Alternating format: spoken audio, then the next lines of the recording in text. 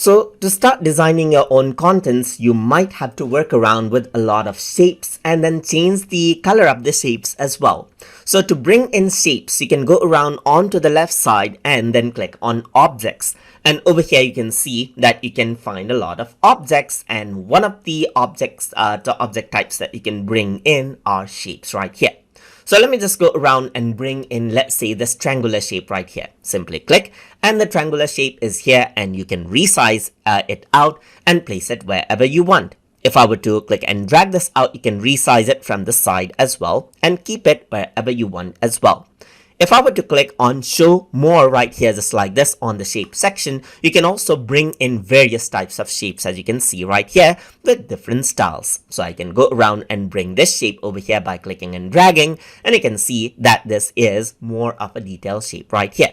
If I were to go around and click on this triangular shape right here, you can go around onto the color section and then click and then choose the color that you want to apply to the shapes as well. For example, you can go around and select out, let's say, the object fill color right here, or you can go around and change around the color over here just like this as well. You can also go around and make the object transparent by choosing transparent color for the shape right here. That means you can go around and see through this. For example, if I were to go around over here onto color, you can see that there's 3 colors for this particular shape right here. So I'm just going to go around and select yellow for the outer shape.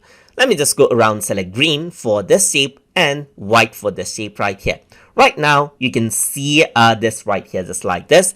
And if I were to go around and then decrease out the transparency level for the white shape right here, you can see that it is see-through for the white, and you can see the greens right there. If you were to go to greens and then reduce it out, the green becomes transparent. And if I were to go around, make this transparent, you can see through this and you can see the triangle beneath the transparency area as well, just like this.